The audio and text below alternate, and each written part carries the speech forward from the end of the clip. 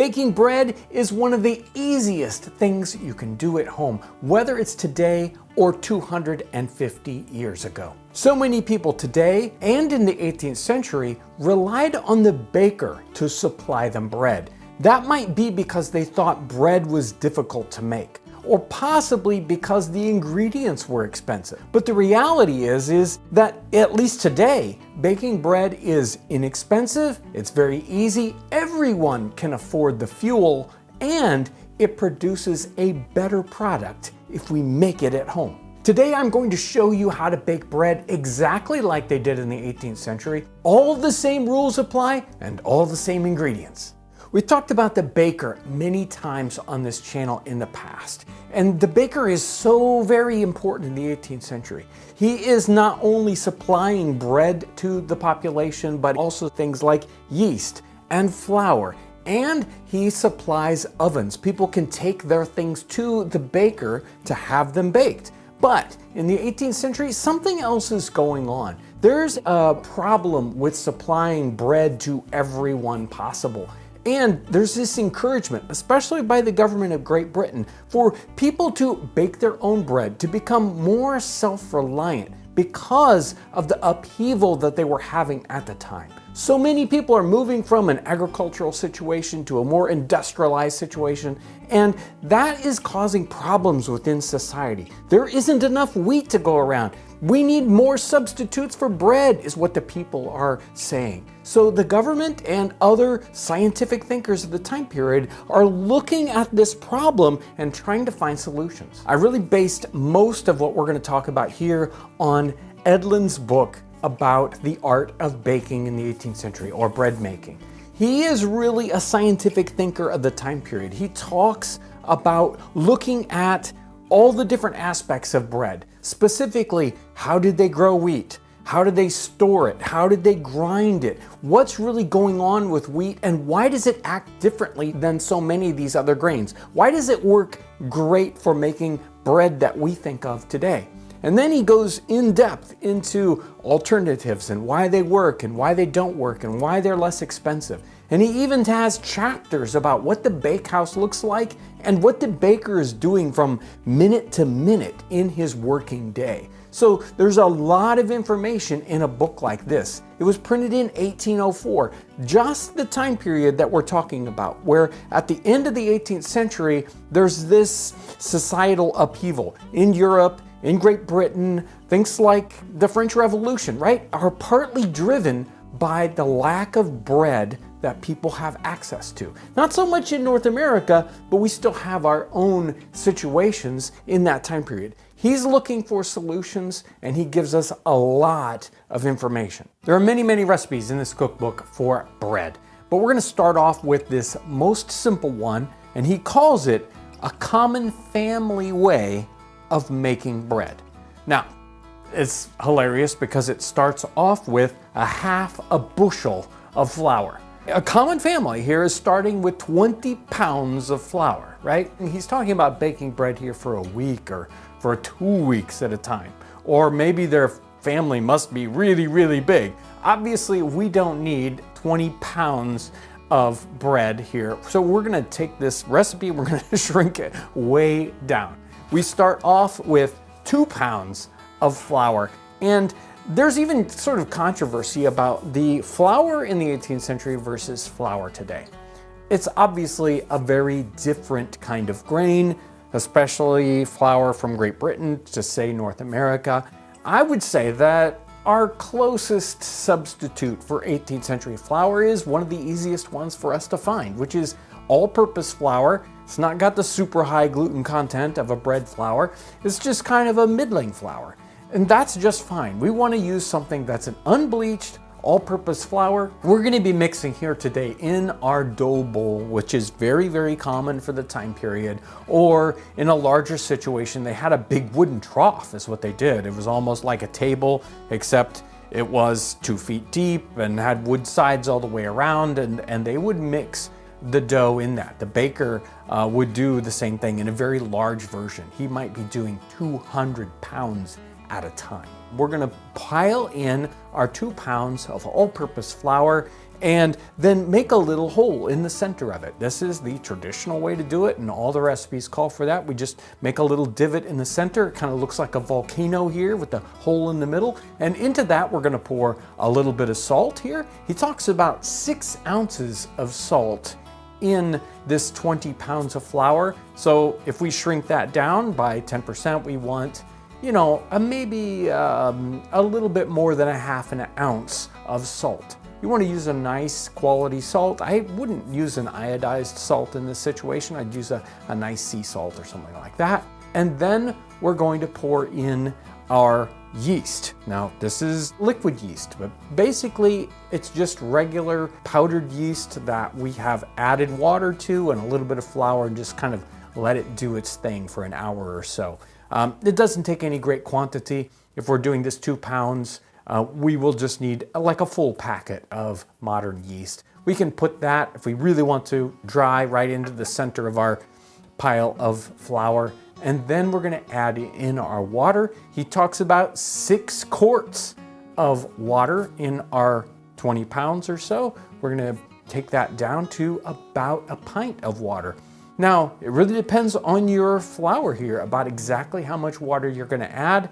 A pint, a little bit more. Make sure to have a little bit more water on hand and a little bit of flour that you haven't used yet, because as you start to mix it, you might not get to exactly the right consistency.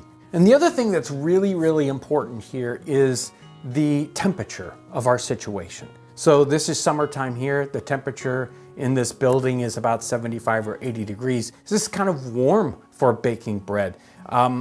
He talks about certain circumstances where if you're in the winter time, you want your water to be warmer, maybe very warm. And temperature is really important to the yeast part of it. If yeast isn't warm enough, it just won't do anything. It won't be active. And if you get it too hot, say you pour in water that's too hot, you will kill the yeast. And again, it won't do anything. So you want to hit that kind of perfect spot. Different yeasts have different temperature kind of curves to them, but if you're hitting this 75 to 80 degrees, the yeast will love it. It'll take off and just go crazy. In his recipe, he mixes up the flour, the yeast, and the water, and he sets the sponge. He basically lets it set for a while, an hour and a half or so in that state before he kneads it. Then he gets into the kneading part, and he says, after an hour and a half or more or less, according to the state of the weather, knead it well together, be not sparing of the labor. And one of the things we're doing here as we knead it isn't just mixing it up. It does do that. It does change the consistency and make sure that all the components are stretched out together, but it's also activating what's happening here in the flour itself. So it's activating the gluten that's stringing all these things together, and it changes what's happening with the dough itself. We want that to happen. So we do want a lot of kneading here, and you can see how stiff it is. So that was the whole point of, you know, having a little extra flour, a little extra water. We want to have this to have a nice kind of soft doughy consistency, not too stiff, and not so that it's sort of runny in the trough here. Now, there are 18th century breads that don't take a lot of kneading. They're specifically called French breads. They're enriched, they have other ingredients, and you don't need them because you want them to have a different sort of texture. But this, we want to have a nice kind of stiffer texture that holds a lot of these air bubbles. So we want to have some good kneading to our dough. You don't have to go crazy. Your bread will still be good if you don't knead it a whole bunch. That's what I mean by this is pretty easy. In fact, it is very easy to do. And the more you do it, the easier it'll get for you. But even the rank beginner will still make a great bread. We've let our dough rise here, and it really depends on the temperature outside or inside where you're letting it rise. It might take an hour, a couple hours. It will definitely start to really puff up. What I'm gonna do is break this in half. I'm gonna tear it in half basically and form up 2 loaves. And I will go ahead and let them kind of do their own thing for a little bit, and then they'll go into the oven. So what is bread? Now, bread in the 18th century is very specifically defined. It has 4 ingredients. This was by law. Bread has flour in it, wheat flour usually. It has yeast, it has salt, and it has water. That is it. If there are other ingredients in bread, then that would be against the law. The baker might be run out of town or fined or whatever it is, whatever the punishment was in that particular situation. Now, if you look at a bread package today, you're going to find other ingredients in bread. We've decided to add all kinds of crazy things to bread, but in the 18th century, that's what bread is, and that's what really bread is today. So out of our 4 bread ingredients, 2 are very easy to understand. Salt, yes, we want salt in our bread, and if we really wanted to make our bread without salt, we could do that. Water, that seemed very, very simple, although the quality of water makes a lot of difference in our bread. You want to use the best kind of water, and some of these recipes in the 18th century talk about specifically kinds of water to use, like soft water instead of hard well water. But flour and yeast are the 2 ingredients that really make bread, and they're the ones that are sometimes the hardest to get our head around. Now, flour. In most of these recipes, we're going to be using wheat flour, and wheat flour is important because it has gluten in it. And gluten is this kind of fibrous goo that's inside of flour that really holds the air bubbles in and gives us this light and fluffy bread that we expect. There are breads all over the world, and even breads in the 18th century that were basically unleavened, very hard, stiff breads, difficult to eat. Say like ship's biscuit, where it's so hard you could break your teeth on it. That doesn't have any yeast in it, and it doesn't have any air pockets. There are other flours in the 18th century that he talks about as substitutes that don't, he even says, it's like, well, this just doesn't have the right kind of thing. It doesn't hold the air bubbles and it makes a really dense bread. But yeast is a very special thing that's happening in the 18th century. They had yeast. They usually got it from the brewer. They would call it barm. They might call it yeast. It was in a liquid form. This is yeast that as you're brewing a batch of beer, it floats to the top. It's sort of a frothy or a slimy mixture that is not like the clear beer that you're trying to make. Now, this yeast is special stuff. In fact, it's so special that they had no idea what it was in the 18th century. They knew what it did and how to use it, but they certainly didn't know what it constituted. Why did it do what it does? And they don't really learn about that until the mid to late 19th century, when they can actually study it under a microscope and understand that it's actually a living organism. It's doing something special, it's alive. But in the 18th century, they had no idea that that's what it was happening. They had all these interesting concepts about fixed air, and that's why so many of the recipes for beer and even bread, they might boil the ingredients for a long period of time because they think they're putting air into the water. But of course, that's not what's happening at all. Yeast is a living organism that is eating up the sugars in the flour and whatever else, if you have other sort of sweeteners inside of the dough. And it's creating alcohol and it's creating carbon dioxide bubbles.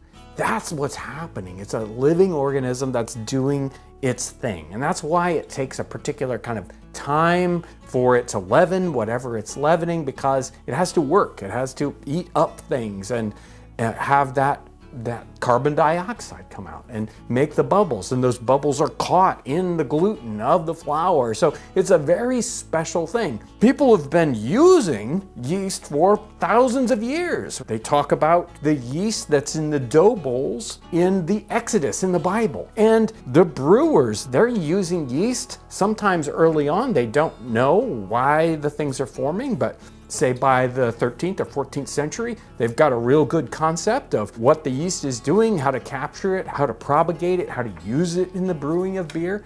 And at that time, it starts to be used also in the baking of bread as an added ingredient. Now today, when you're baking, probably every single one of you is going to go out and you're going to buy a packet of yeast or a little tiny jar. In the 18th century, yes, they're going to be using a liquid yeast. They're going to get this batch from the brewer. This next recipe is almost as easy, and this is the classic bread for North America.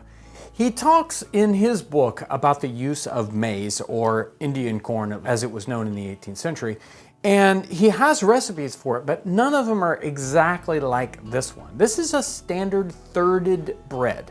So it is made up of 1/3 cornmeal, 1/3 rye flour, and 1/3 wheat flour. This makes an almost loaf of bread. Corn is difficult to use in a bread because it has no gluten, and so it really kind of fights the whole point of our standard bread. Now we make regular cornbread today, and we use an artificial leavening, a chemical leavening that kind of puffs it up a little bit. But no matter what you do with corn, it's going to be a lot more dense. Now what I've got here is a standard medium grind cornmeal, but for this recipe it needs to be boiled. It really needs to kind of absorb all that moisture. If we just put it in dry like that, it'll work, but it really won't work as well. So this has already been pre-boiled, doesn't take very long at all, like 3 minutes. And you just stir it into some boiling water. That will cause it to really absorb all that moisture and kind of mix into this dough much better. Since this is a thirded bread and we're going for 2 pounds of dough, we're gonna mix 12 ounces of regular unbleached flour, 12 ounces of rye flour, and 12 ounces of this cornmeal. Now that's the cornmeal before it's been boiled. It's gonna absorb a lot of moisture here. You're gonna have to measure that before you start boiling it. Once those are all together, I'm gonna go ahead and mix in the ingredients. You do wanna wait until this cornmeal is down to a not too hot temperature, say, regular 100 degrees or so, or else it'll be too hot and it'll kill your yeast. But once that's all mixed up together, it's not gonna knead in the same wonderful way that the regular just wheat flour is going to. It's gonna be a lot grittier. That's just the nature of the beast in this situation. Let's go ahead and cover this up and let it rise. It's not gonna rise nearly as much as our other regular wheat recipe, but we do wanna let it have some time to grow. For us, we're gonna be using the earthen oven outside. It's completely different than a modern oven. You stoke it up, you put fire in it, it's gonna go up to 800-900 degrees depending on what's happening here, and then we're gonna take all the coals out of it. We're gonna put the door on it and then let it cool off to baking temperature. So in a period oven, we start off at a really high temperature and it slowly goes down to a lower temperature depending on how big the oven is. The baker, he has a giant oven, and it's gonna take basically a half a day to cool down, or even longer than that.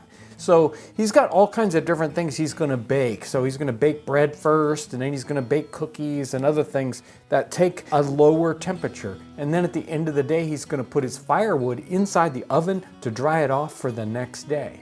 You're gonna be baking these in a modern oven, and it's super simple. All you have to do is preheat your oven to 350 degrees and put your bread loaves on a cookie sheet. Now you can put these on that sheet and then cover it up with plastic, let it proof a little bit and kind of puff up. Then it goes into the oven. If you wanna make it really easy, you can also put them on a piece of parchment paper. That'll make them separate very, very easily, and you'll get a perfect loaf of bread like that.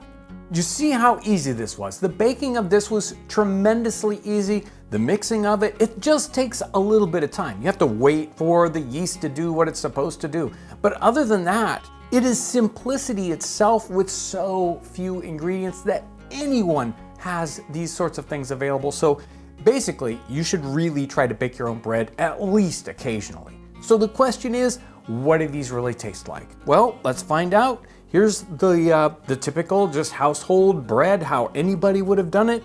It's done with the simplest flour. It's regular unbleached all-purpose flour. Let's find out.